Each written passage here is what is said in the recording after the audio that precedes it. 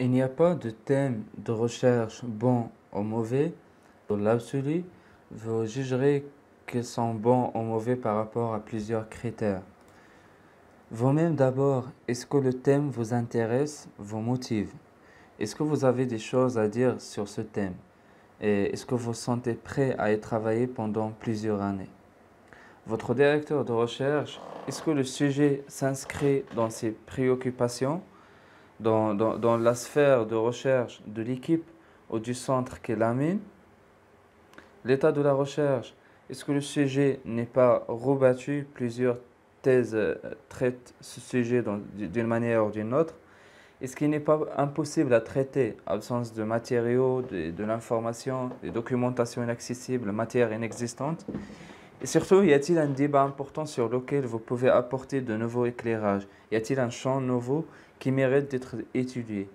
Et dernièrement, vos propres perspectives. Votre thèse servira-t-il vos projets professionnels notamment? Une fois le thème choisi, il reste encore à formuler le sujet. Sont nettement à déconseiller les sujets larges tels que la mondialisation, le dialogue nord-sud, les pays pétroliers, le cuivre de le monde, la crise de la démocratie, le sport en général, sont également à éviter les titres entonnoirs. On part d'un thème très large pour finir sur un objet très précis, tel que le problème du sous-développement, le cas de l'Afrique, le cuivre en Zambie, par exemple. Ces titres multiplient en effet les causes de déception pour le lecteur et les occasions de critique offertes aux membres du jury. Les sujets comparatifs sont souvent difficiles à traiter.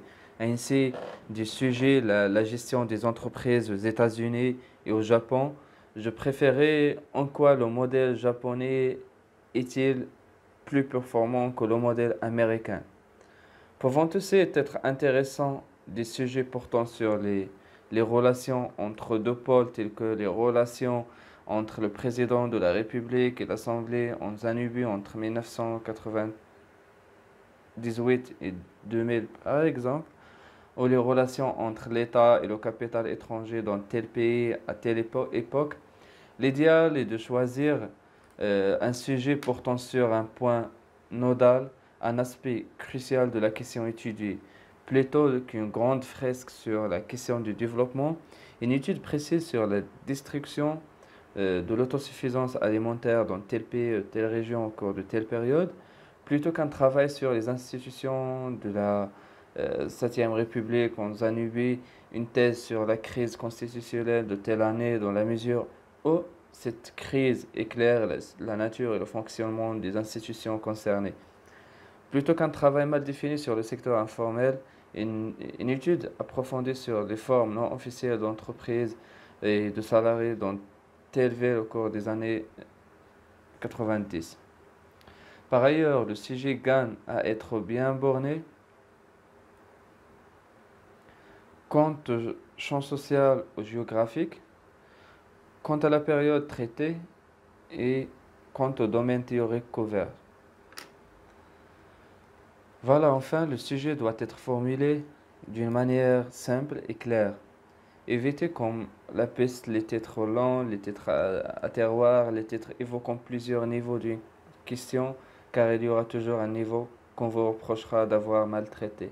Et puis, n'oubliez pas ce que l'on a dit plus haut, le sujet de votre thèse marquera votre image d'enseignant et de chercheur pendant plusieurs années. Il importe que cette perspective soit bien présente à votre esprit quand vous effectuerez votre choix.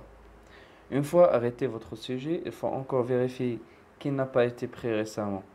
Pour les thèses en cours dans, par exemple les universités françaises, le fichier central des thèses recense tous les sujets déposés.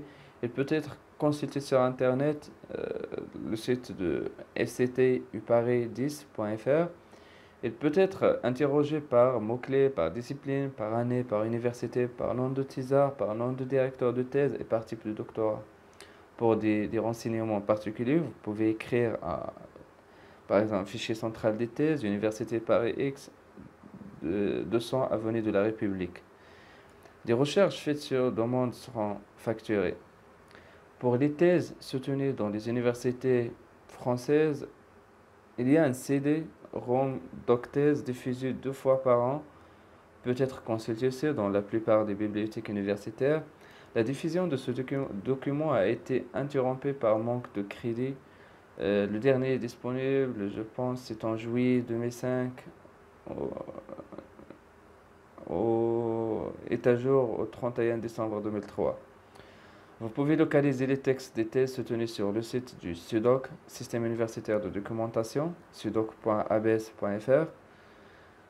Ce site offre en effet 2 bases. Le catalogue permet de rechercher et de localiser tous les documents et donc les thèses répertoriées dans les bibliothèques universitaires françaises ainsi que dans quelques centres de recherche. Il permet de le faire à partir du nom de l'auteur, du titre, de mots-clés, etc. Le répertoire des centres de ressources permet d'accéder aux fichiers des 3000 établissements documentaires participant aux activités du réseau CEDOC. Accès conditionnel, vous pouvez aussi passer par le site du catalogue collectif de France, ccfr.bnf.fr.